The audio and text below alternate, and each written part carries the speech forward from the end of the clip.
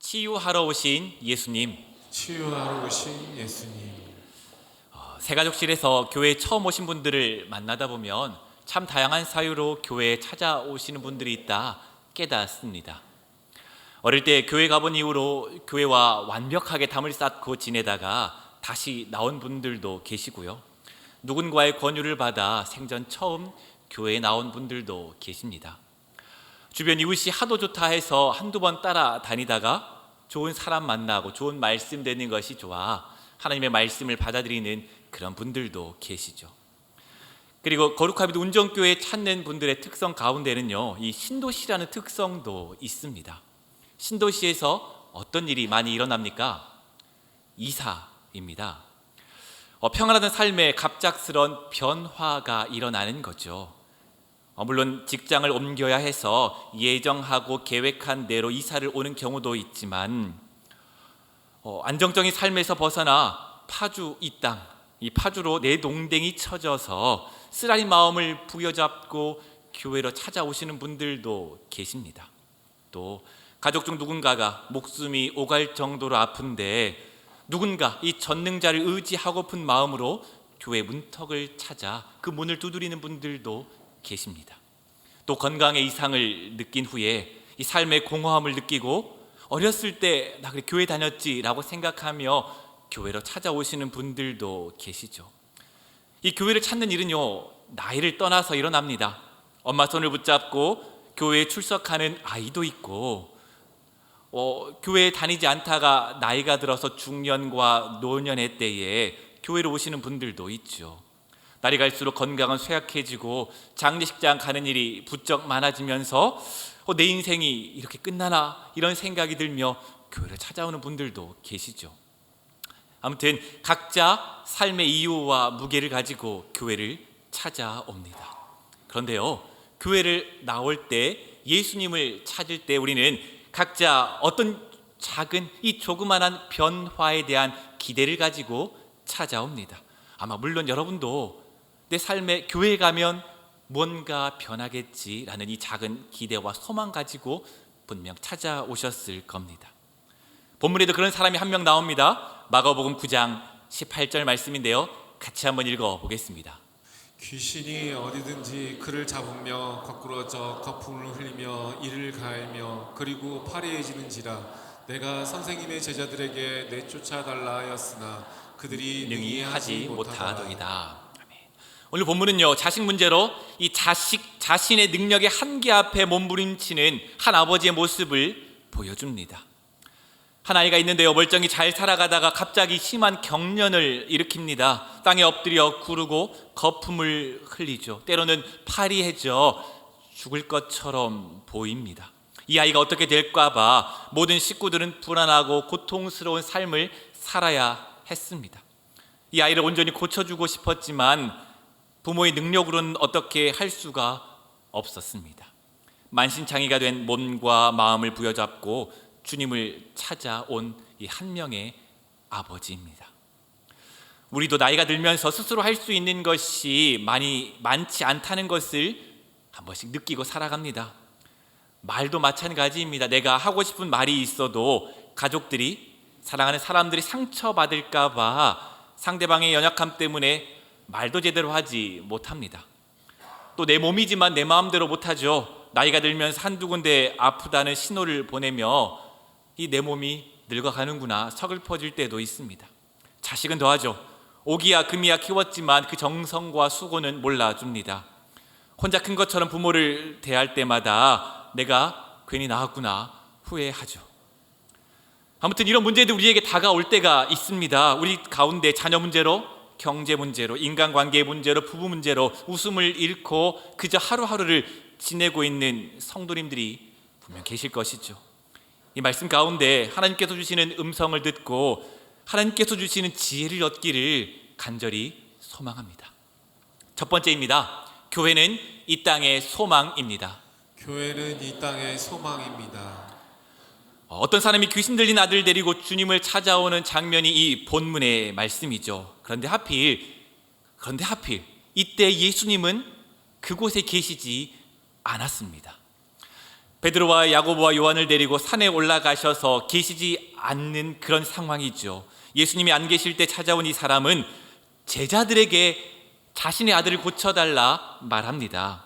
전에 예수님께 제자들을 여러 마을로 전도하러 보내셨을 때 이 제자들은 귀신을 내쫓기도 하고 사람들의 병을 낫게 했으니 그 경험이 아주 없는 건 아닙니다. 마가복음 6장 7절 13절인데요. 같이 읽어보겠습니다.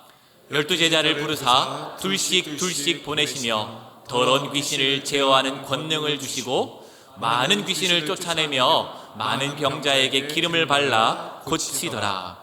이 제자들은 주님께서 주신 권능을 바탕으로 아주 놀라운 기적들을 행한 경험이 있습니다. 그렇기에 그들은 자신감을 가지고 아마 이 사람을 맞이했을 것입니다. 그러나 본문에 나온 제자들은 초라한 모습입니다. 귀신을 내쫓지 못하고 서기관들과 말싸움 가운데 있습니다. 귀신 들린 아들을 둔 이 사람, 예수님에게 가면 내 상황이 조금이라도 나아질 거야 라는 아주 작은 소망, 아주 작은 믿음을 붙들고 예수님을 찾아왔습니다. 하지만 그 찾아온 그곳에 예수님은 계시지 않았습니다. 그 제자들이란 사람에게 부탁했지만 제자들에게는 별다른 희망과 능력이 보이지가 않았습니다. 오히려 사람들에게 둘러싸여 논쟁거리, 조롱거리가 되고 있습니다. 처음 교회에 나왔다가 실망한 분들을 종종 보게 됩니다. 교인들이 나와 별반 다르지 않고 무슨 특별한 능력과 경건도 없죠. 심지어 교회 밖에 사는 사람보다 나아 보이지도 않습니다. 여러분 중에 교회를 찾아 예수님을 찾아 교회에 왔는데 교회와 교인에게 실망한 분이 분명 계실 겁니다. 내 평생에 경험해보지 못했던 모욕을 이 교회 공동체 가운데 경험했다라는 분들이 계십니다. 그러면서 목사님, 내가 이런 모욕적인 경험을 했는데 그럼에도 불구하고 내가 교회에 나와야 될까요? 라고 저를 붙들고 하소연하는 분도 계십니다. 또 한평생 몸담았던 교회에서 분란이 일어나 눈물을 머금고 교회를 떠나야만 했던 사람도 분명히 있습니다. 교회에서 서로를 향한 비난을 바라보고 그 비난으로 인해 상처받아 어찌할 바를 알지 못하며 눈물만 흘리고 찾아온 분도 분명 계십니다. 그런데요, 어찌 보면 교회에서 실망하는 건 당연한 일입니다. 사람이 각자 생각과 소망을 가지고 많이 모이는 그곳 이 교회에서 분쟁이 생기는 건 당연한 일입니다. 내 생각과 다른 사람이 함께 있는 이 공동체 가운데 다툼이 있는 건 어쩔 수가 없는 일이죠. 그런데요, 교회에 그리스도가 계시지 않는다면 이 교회는 껍데기에 불과합니다. 예수님이 계시지 않는다면 교회는 화려한 건물에 불과하고 모여있는 군중에 불과하죠. 그런데 그렇게 초라하게 모인 그 모임 가운데, 초라하게 모여있는 제자들 가운데 예수님이 계십니다. 우리가 함께 모여 예배하는 이곳에 예수님이 계십니다. 우리의 예배를 받으시며 기뻐하십니다. 교회에 무슨 경건함이 있어서, 대단함이 있어서 주님이 그 가운데 계시는 것이 결코 아닙니다. 보잘것없는 사람들이지만 그분이 사랑하여 제자 삼으셨기에 예수님께서는 그들을 사랑하시며 교회와 제자들과 함께 하시는 것입니다.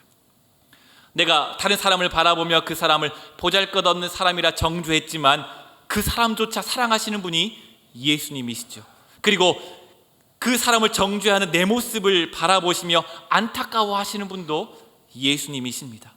우리가 가진 그 모습 그대로 예수님은 사랑하십니다.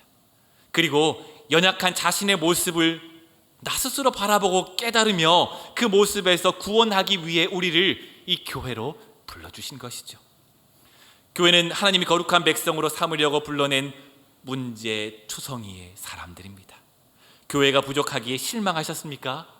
오히려 그런 사람들 가운데 하나님이 계심이 기적이고 은혜입니다. 교회가 아무리 실망스럽게 보여도 교회 바깥에서는 그리스도, 이 예수 그리스도에 대한 이야기를 찾을 수가 없습니다. 그분은 보잘것없고 실망스럽게 함께 모인 우리들 사이에 계십니다. 아무런 능력 없고 실패 가운데 어찌할 바 알지 못하는 우리 가운데 계십니다. 이것이 은혜입니다. 두 번째입니다. 하나님은 우리의 믿음을 기뻐하십니다. 하나님은 우리의 믿음을 기뻐하십니다. 예수님의 제자들도 믿음이 없기는 마찬가지입니다. 예수님의 제자들은 전도하라 파송하시며 귀신을 제어하는 권능을 주셨고 그런 엄청난 일을 자기가 직접 하게 되었습니다. 얼마나 신이 났을까요? 얼마나 놀랍고 자신감에 가득 찼을까요? 그 기억으로 자신감에 가득 차 있어서 귀신 들린 아이의 아버지가 이 귀신을 내쫓아달라 찾아왔을 때 또 할 수 있을 줄 알고 자신 있게 달려들었습니다. 귀신 들린 아이와 씨름했던 제자들은요 9명입니다. 예수님께서 특별하게 데리고 다니는 이 제자 3명, 베드로, 야고보, 요한, 이 세 사람이 변화산에 가고 없는 사이입니다. 아마 이 상황에 더 신이 났을지도 모르겠습니다. 우리도 할 수 있다. 이 베드로, 야고보, 요한만 예수님의 수제자냐? 우리도 예수님에게 무언가 할 수 있다 보여드리자 라고 말하고 있죠. 이들은 자신이 무엇인가 할 수 있다는 능력과 자신감으로 가득 차 있습니다. 주님을 향한 믿음이 아니라 자신의 능력을 향한 믿음으로 가득 차 있었습니다. 내 힘과 내 능력으로 내가 예전에 해왔으니 지금도 할 수 있다라고 하며 내 힘과 내 능력을 의지하며 나아갔지만 아무리 애를 써도 그 상황은 변하지 않았습니다. 이런 제자들의 무능함에 실망해서였을까요? 귀신 들린 아이의 아버지는 막상 예수님을 만나고서도 아들이 낳을 것을 별반 기대하지 않았습니다. 오히려 기대를 낮추어 말하고 있죠. 9장 21절 22절인데요 같이 한번 읽어보겠습니다. 시작. 예수께서 그 아버지에게 물으시되 언제부터 이렇게 되었느냐 하시니 이르되 어릴 때부터니이다. 귀신이 그를 죽이려고 불과 물에 자주 던졌나이다. 그러나 무엇을 하실 수 있거든 우리를 불쌍히 여기사 도와주옵소서. 아멘. 응답받지 못한 기도가 쌓이고 하나님의 일하심을 보지 못하면 그 하나님의 능력에 대한 우리의 믿음은 점점 사그러집니다.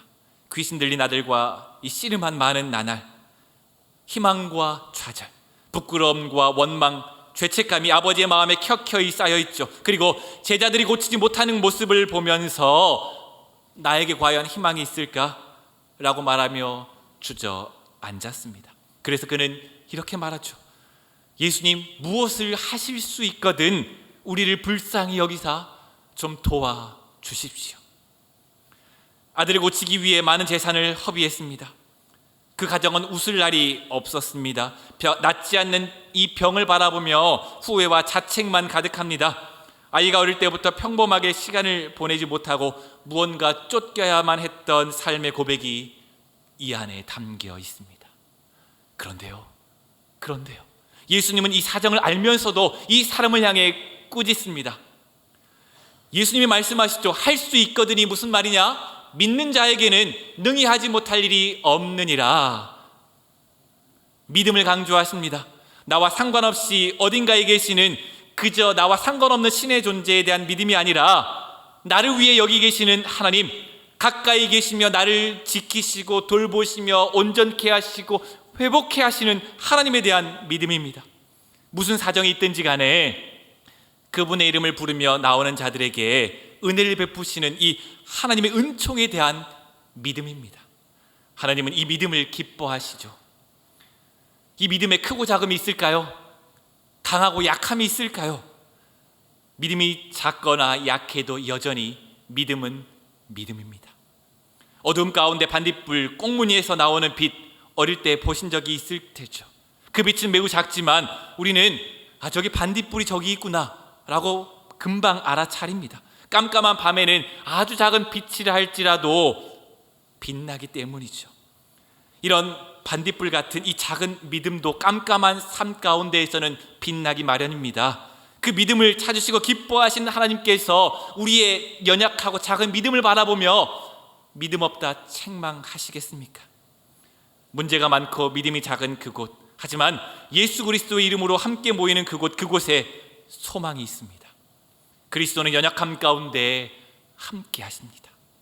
우리의 삶도 마찬가지입니다. 완벽하게 고쳐진 삶, 완벽하게 치유된 삶을 원하십니까? 그런 삶은 없습니다.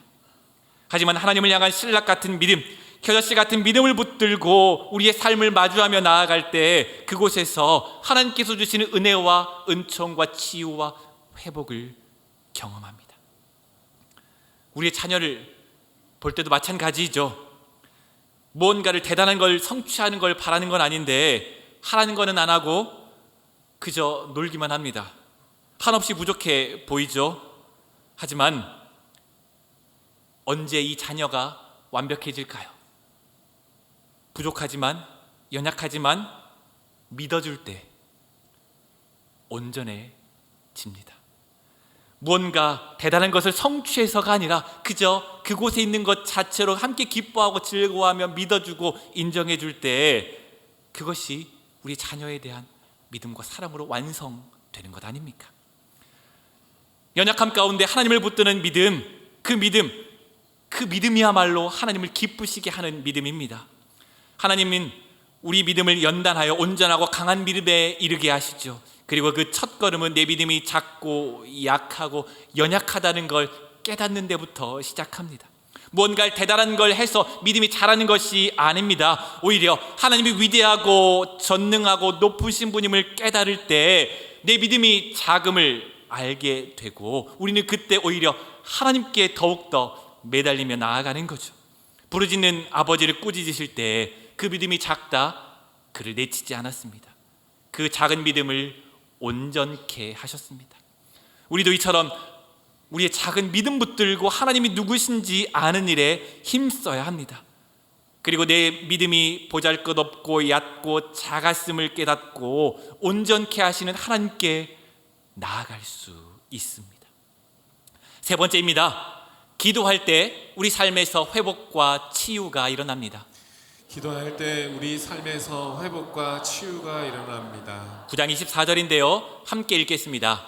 곧 그 아이의 아버지가 소리를 질러 이르되 내가 믿나이다 나의 믿음 없는 것을 도와주소서 하더라.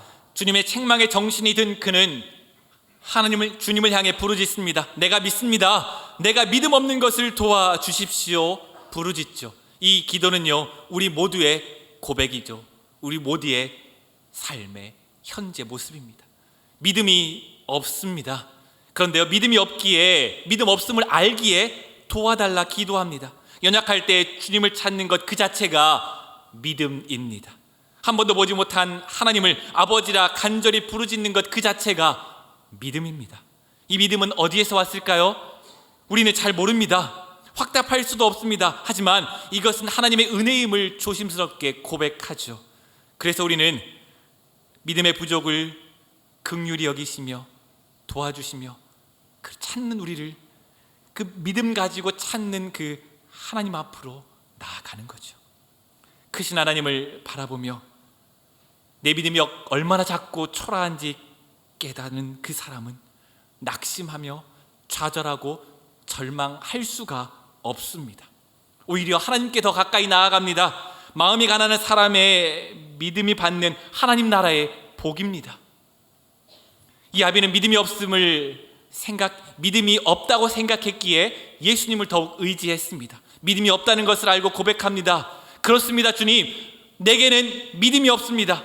내게는 아무런 능력이 없습니다. 이 아이를 두고 내가 할 수 있는 것이 없습니다. 백날을 다해봤으나 더 이상 고쳐지지가 않습니다. 제발 주님께서 도와주십시오. 이 고백이 우리의 고백이 아닙니까? 예수님은 이런 우리를 위해 오셨습니다.